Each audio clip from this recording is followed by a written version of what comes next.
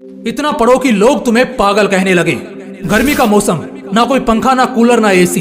पिछड़ा हुआ गांव जिसे शहर में 4 लोग भी नहीं जानते। सड़क इतनी कच्ची कि 4 कदम चलना भी मुश्किल हो। परिवार की हालत कुछ ऐसी कि साला खुदकुशी करने का मन करे। कमाने वाला एक पिता और उस छोटी सी कमाई पर पलने वाली 3 औलादें और माँ। रात ढल रही थी। पूरा गांव एकदम गर्मी से परेशान, इस करवट से उस करवट, बस करवटें बदलकर अपनी नींद पूरी कर रहा था।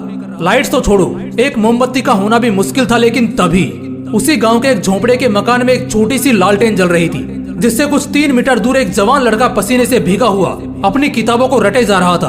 वो पसीने से पूरा भीग चुका था। ऐसा लग रहा था उसने पसीने से नहा लिया हो। लेकिन फिर भी उसको देखकर जरा सा भी ऐसा नहीं लग रहा था कि उसको गर्मी लग रही है या अंधेरा और पसीना उसे परेशान कर रहा है। वो बस पढ़ते जा रहा था। वो किताबों में कुछ इस कदर खोया था कि उसे बस पढ़ना ही समझ आ रहा था। उसे आग के गोले जैसी गर्मी और पसीने से कोई फर्क नहीं पड़ रहा था। रात के 12 बजे, फिर 1, फिर 2 और अब 3 बज चुके थे। ना जाने वो लड़का कब से पढ़ने बैठा था, लेकिन अब तक पढ़ रहा था। तभी अचानक पूरे कमरे में अंधेरा छा जाता है।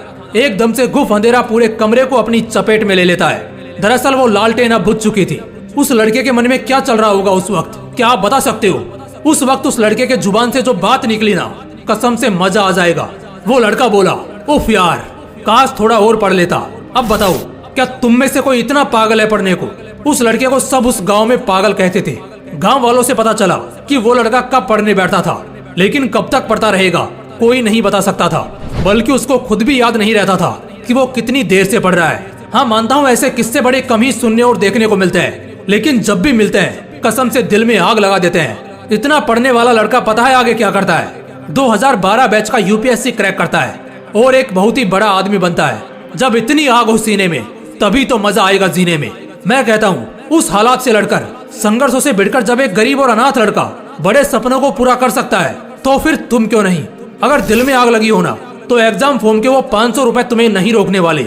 उन गरीब लड़कों के पास फॉर्म भरने तक के पैसे नहीं होते हैं, लेकिन दिल में आग होती है और वही आग उन्हें ताज दिलवाती है। पढ़ाई भागने के लिए नहीं बनी, पढ़ने के लिए बनी है। पढ़ाई करने के लिए बनी है। अगर 2 साल भी खुद को दे दिए ना, जहाँ तुम्हारे लिए दिन रात, सुबह शाम, अंधेरा उजाला कुछ मायने नहीं रखेगा। मायने रखेगी तो सिर्फ एक चीज कि बस बहुत हो गया, अब सिर्फ और सिर्फ पढ़ना है। चाहे कुछ भी हो जाए, बस पढ़ना है। वैसे इसके लिए खुद को उकसाना नहीं है और ना कोई जबरदस्ती करनी है। बस अपने दिमाग को और अपने मन को समझाना है पढ़ने के लिए। पढ़ना है तो सिर्फ इसलिए क्योंकि ये मेरा हक है, मेरा गर्व है। कल मेरा हथियार बनेगा और इसी से मेरा कल चमकेगा। अगर दिमाग में 4 पैसे का ज्ञान नहीं होगा ना, तो अपने खुद के बच्चे भी इज्जत नहीं करेंगे। अगर आज पढ़ा नहीं तो कल खेत खलियान सब बिक जाएंगे और भूखे पेट जिंदगी काटना बहुत मुश्किल है। बार बार कह रहा हूँ, सब छोड़ दो, सब बातों को भुला दो। दिलो दिमाग में बस एक बात साफ रखो, अब मजा करना है पढ़ते वक्त। इतना पढ़ना है कि साला लोगों को लगने लगे कि कहीं पागल तो नहीं हो गया ये।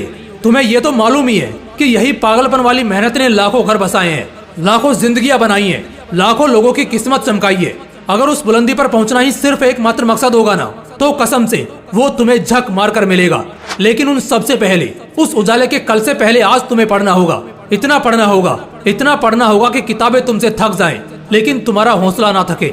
मजा आने लगेगा यार। बस 2 से 5 दिन भी दिमाग लगाकर कुछ पढ़ लिया ना, तो फिर दुखी आत्मा या भटकती आत्मा नहीं रहोगे, बल्कि बवाल आदमी बनकर निकलोगे।